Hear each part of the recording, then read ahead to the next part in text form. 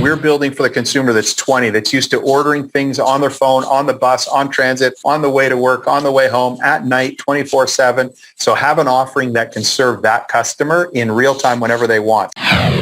Welcome to the My Future Business Show, where we get you in front of your best audience and keep you there. Not only are we interviewing the biggest names in business to help you become even more successful, we're inviting you to book your spot on the show to help you grow your business. So at the end of the call, make sure you fill in the interview application form at myfuturebusiness.com/interviews. Welcome back to the show that actually gets you in front of your best audience and keeps you there. My name's Rick Nusky. I'm your host. And today I'm on the line with the wonderful Roger Hardy. He's the co-founder and CEO at KITS Eyewear. And we're going to be talking about how KITS is disrupting the eye care industry and their plans for the future. And with all that being said, welcome to the show, Roger. Well, thanks, Rick. Great to be here. Yes, absolutely. You know, just briefly touching a little bit about, formalities prior to the call. And that's probably a really good segue to lead into the call today, because business is business, but there are always humans behind the business. And if you wouldn't mind, I'd love to learn a little bit more about you before we jump into the core of the call. Sure. Yeah. Happy to give you a little quick background. From a business standpoint, myself and my sister started a small company about 20 years ago. Company grew very quickly, became NASDAQ listed, and was acquired back in 2014 for about $500 million in cash. Since then, I've been doing a bunch of investing and looking at a number of different opportunities, and met up with my two other co-founders, Sabrina Lack and Joe Thompson, here in Vancouver, BC. We got together daily down at KITS Beach, where we would watch the sunrise, get a coffee, and try to think about things that we could do that would be interesting and compelling in the consumer space. And that's how we came about to KITS Eyewear. Yeah, fantastic. Now, where's home for you? We're all Vancouver-based, the three of us, straight here in Vancouver. Have you always been living there? Is that always been home for you? It has, yes. Fantastic. West Coast. Now, what do you do in your pastime? Do you have much time away from the business, given that it's so frenetic at the moment? Well, great question. I sort of aspirationally like to go up to Whistler. I've got 4 kids, so we managed to take them skiing a few times this year, and then COVID interrupted the season, as you may know. But it snows out here, so winter is time to get up to the mountains, and that was really the highlight. There's not been much else, just work and a little bit of skiing. Yeah, wonderful. And we'll jump into that in a moment. But I'd love to learn about your life growing up momentarily. You now have 4 kids yourself, so you are flat out like a pancake baking, just keeping things all together. I'm sure. I know you are. So what do you remember as a child growing up? What was one fond memory that you can recall? Sure. I think I've always had this entrepreneurial bent, and my mom tells a funny story about, the phone ringing one Saturday morning about 6 a.m, and it's one of our neighbors, and she says, that I'm at the door and I'm selling our used newspaper and Time magazines door to door at 6 a.m. And so the neighbors are like, disgruntled, come over and get them off my step. So I guess, that's sort of like, how I grew up, always sort of with an entrepreneurial bent. In college, I built a T-shirt business selling T-shirts. And so I've always had kind of this merchant idea. And that's kind of really who I've always been, probably less about the academics and more about the merchant nature. Yeah, fantastic. Did you find that you learned more about the real world after leaving school? Yeah, I had a lot of good experiences at Bishop's University, where I went, like I say, all the sports teams. I used to, have a business selling T-shirts and other garments. So those were some real world experiences. After that, I bought the rights to a music festival and did a bunch of other entrepreneurial ventures. So, business has been a constant teacher. I've always been fascinated by business, always excited about, learning and trying to get in front of trends and so on. And I guess that's what brings us to KITS is I'm just, we were really convinced that, health tech would be the next big growth category that we wanted to get in front of. And it feels like we're in the right place, and that, the next 24 months are going to present all kinds of opportunity in this kind of consolidation of health and technology. Yeah, we're going to take a really deep dive into that in a moment. I just wonder, for the listeners, we are largely, small business owners, startup entrepreneurs, and that type of crowd. Right. What do you say to somebody who is starting out in terms of daily routines? Is it important to look after yourself as it is your business?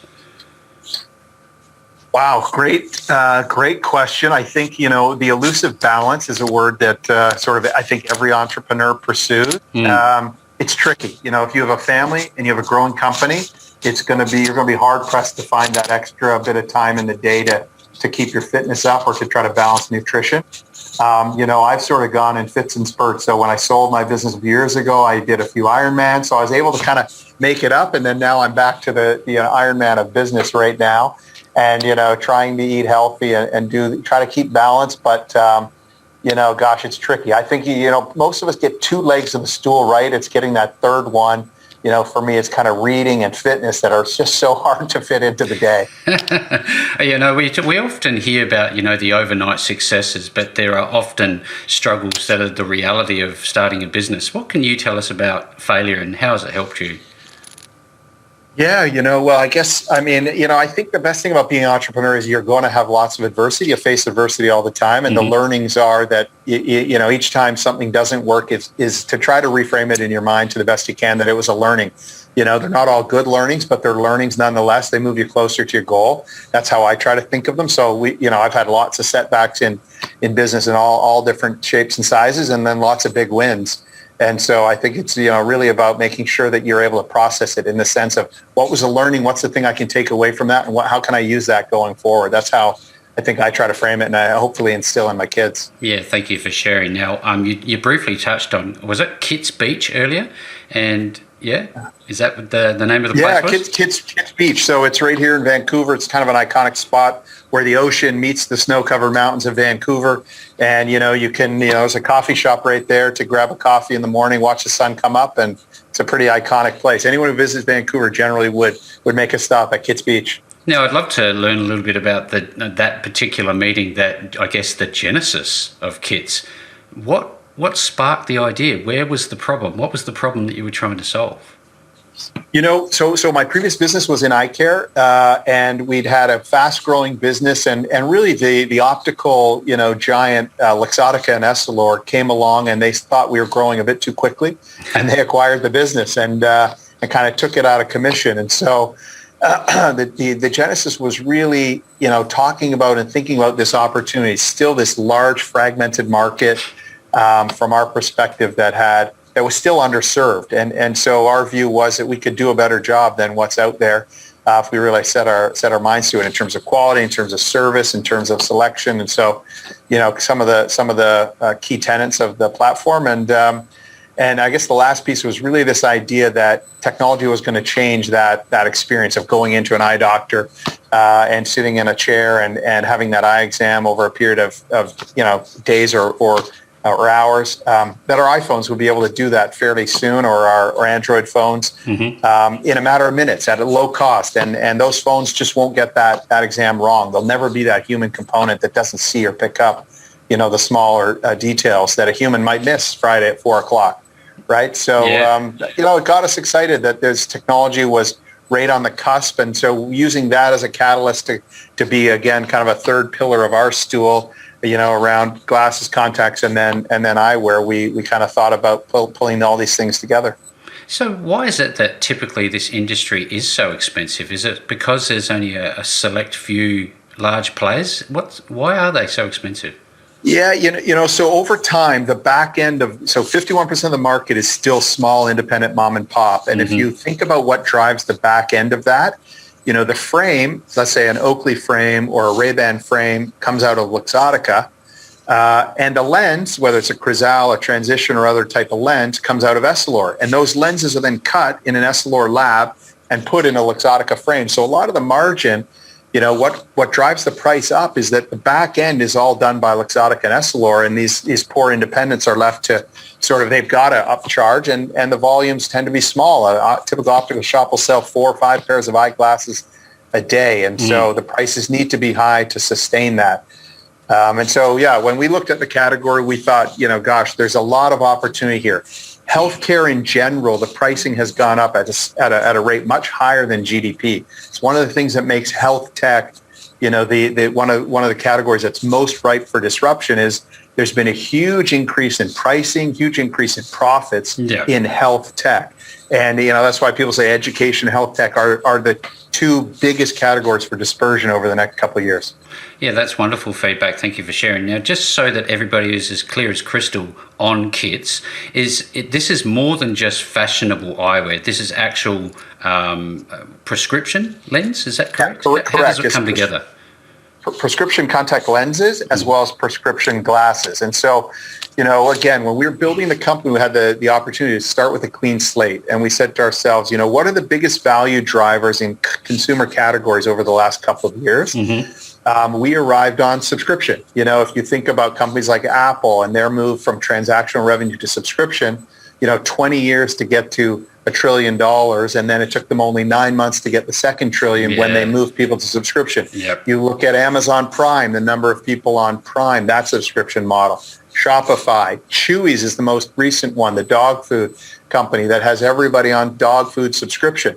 A $40 billion market cap and in a $35 billion market. So we knew that, subscription is a big driver of value in categories. Having customers be on a loyal subscription platform. So we started out with that as kind of our premise. And so today we've got a big subscription business. Second key pillar was around vertical integration. So, controlling the rails of production, making sure we can have the best quality and the best pricing. We don't need to go to Luxottica for a frame, and we don't need to go to Essilor for a lens. And we don't need Essilor to cut the lens. So making sure we had vertical integration. That's the second largest value driver.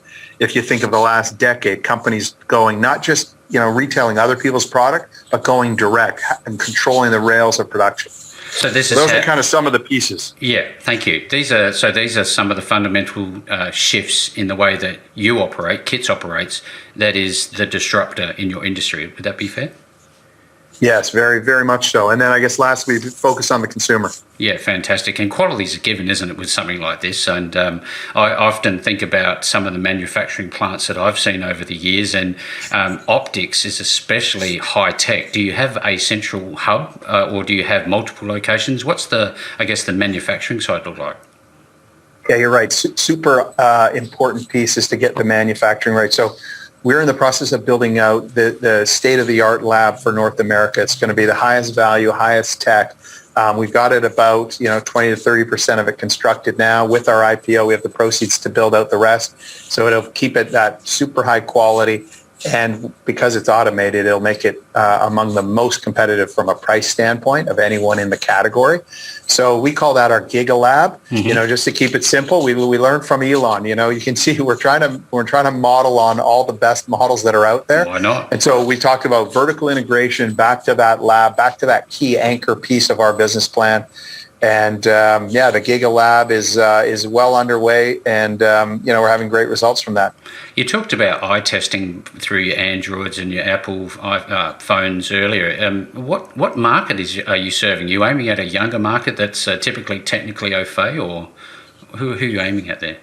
Yeah, Rick, you're so right. When we looked at the category, it seemed to us that a lot of the players today were built for a customer 30, 40, even 50 years ago. Are your lens crafters, your Pearl Visions, some of your optical shops. That consumer is 60, 70 years old today. We're building for the consumer that's 20, that's used to ordering things on their phone, on the bus, on transit, on the way to work, on the way home, at night, 24/7. So have an offering that can serve that customer in real time whenever they want. So that eye exam takes up to 4 minutes as opposed to maybe the hour it took you to drive there and all the other time associated with going to an eye doctor visit. So 4 minutes on your iPhone, anytime, day or night, when it's convenient for you.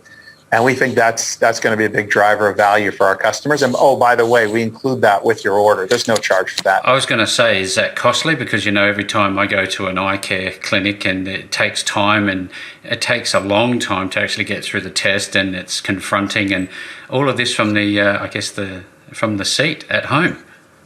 Yeah, all this from the seat at home. And you're right. It's an awkward process where that prescriber is also a retailer. I kind of get there and I feel guilty. And do I have to pay that much? And I guess I should because you're my eye doctor. We take all that awkwardness out of the transaction. We put the power in the user's hand, and it just takes minutes. I'd love to learn a little bit more. We've talked about manufacturing just briefly, Roger. Thank you very much for that. I'd now like to shift in terms of your development plans for procurement and fulfillment processes. What's that going to look like in the future? And do you have plans on expanding internationally?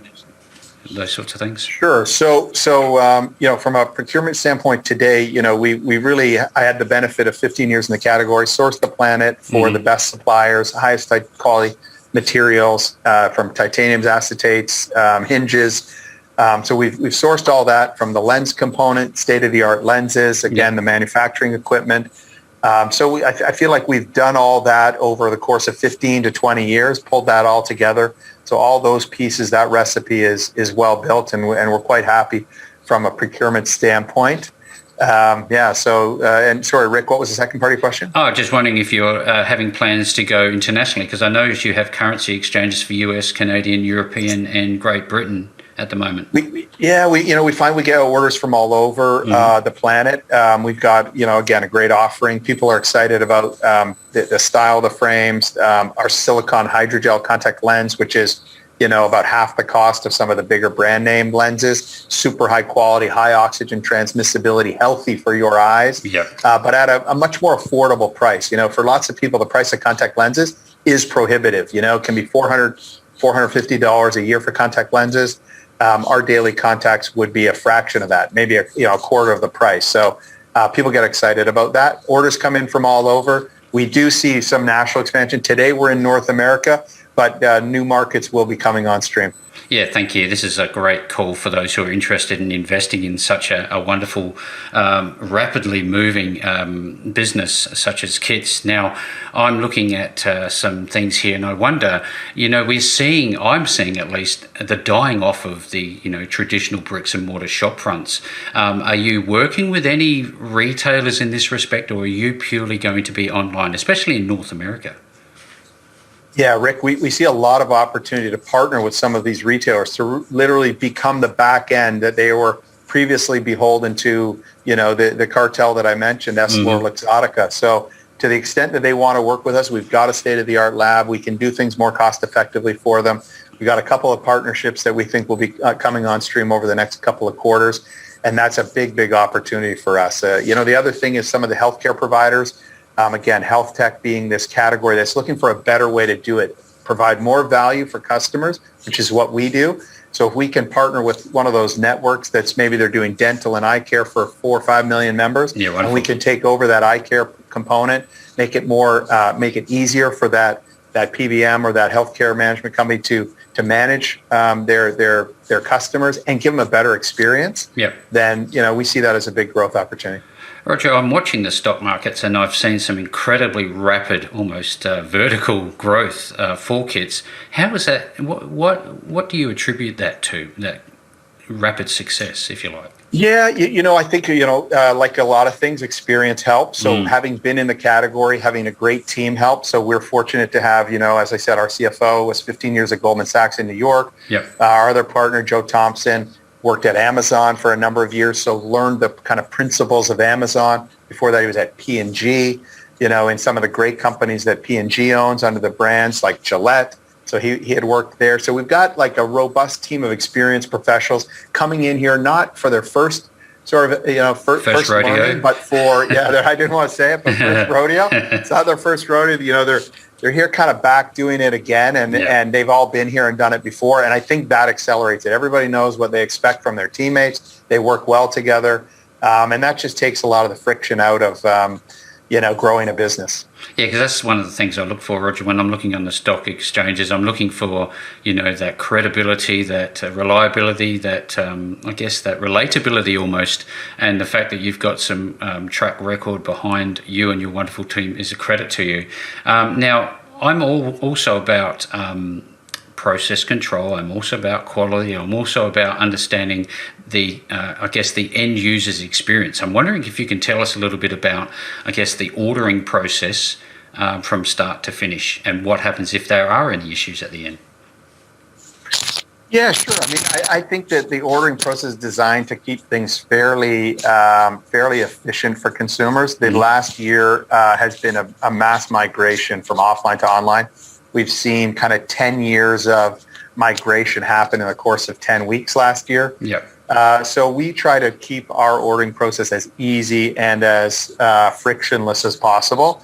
Pardon me, I think that's really the key for us, is to try to, reduce the time a customer needs to spend, whether on our site or on the apps. And so, yeah, I think the process is pretty straightforward. They can go on the site, decide if they want contacts, decide if they're looking for glasses, and then it's, 2 or 3 clicks and they're out the door. They're out the door. Wonderful. Now, in terms of, unfortunately with any business, I guess there'd be a percentage of returns for whatever reason. They might have been whatever. Do you have a returns process? What does that look like for a customer, just to make sure that they're absolutely delighted? Yeah, and so one thing I didn't mention is we focus very actively on making sure customer satisfaction. So we've got the highest customer satisfaction as measured by third-party tools like Google. Yep. And many of the other satisfaction metrics. So we have a 100% return policy guaranteed. We'll pay for you to ship it back to us. If a customer isn't happy, we take it back, no questions asked. We will, of course, try to find them something that serves them better. If they got something that didn't work, we want them to be happy. We want them to be more than happy, satisfied, and hopefully pleased and delighted. Yep. That's really what we play for. So, but if anybody has and we have a very, very low return rate. So in our contact lenses is less than 1%, and our eyeglasses is less than 8%. So we think that, and from time to time, a pair of glasses, you want to change them out. That's no problem. We get people to send them back. They wear them, they go to work, their partner maybe says, hey, those aren't the right glasses for you. Someone tells them that. No problem. We want you to look great in our glasses. Otherwise, it's not going to work for either of us. So and that's just part of the game, and it's all part of taking good care of our customers. Yeah, fantastic. At scale. So we're selling thousands and thousands of eyeglasses per week, direct in this way. Customers tell us it was much easier than going into a store. They tell us it was much more cost effective, and that they are going to come back and they're going to refer friends and family. So that's the music to our ears we're looking for. As an investor, I think to myself, what a wonderful business, well positioned. It's avoided a large part of the pandemic issue that is striking all of us, because it is online. There's lots of great things coming out of KITS. It's a credit to you. Now, I'm wondering, what are the tickers for KITS if people want to learn more about them? Yeah, sure. So we recently listed on the Toronto Stock Exchange under the ticker KITS, which is KITS. And then in the U.S., we are KTYCF. So those are the tickers. That's easy to remember, and I will be making sure that detail is provided at the bottom of the post when you get to read it a bit later on. Now, Roger, can you talk us a little bit through what somebody will see when they get to the website itself, and where do they go? Yeah, sure. So go to kits.com and they'll see, hopefully they'll feel welcomed by the page and see, like I said, a choice of glasses or contacts. We try to make it easy for them, and they can go through that checkout process. They can see on there some of the online vision tools, a PD tool, which measures your pupillary distance. They can see an eye exam on there, and they can go through that process and test their vision.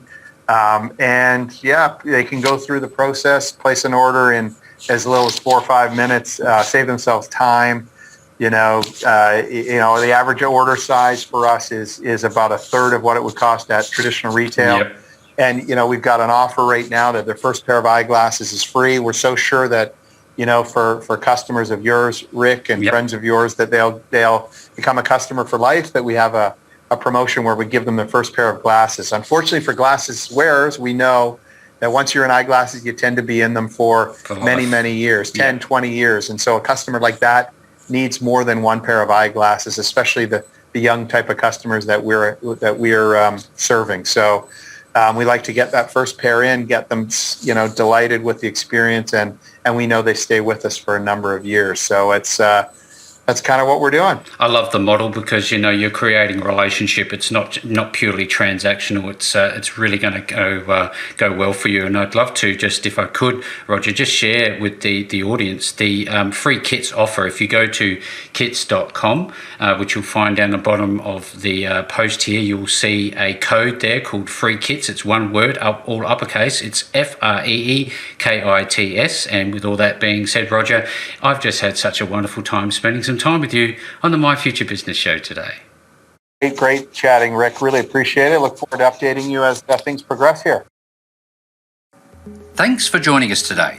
If you enjoyed the call, then make sure to subscribe, leave a comment, share us with your friends, and book your spot on the show at myfuturebusiness.com/interviews. And if you're looking for solutions that will help grow your business, then visit myfuturebusiness.com/shop.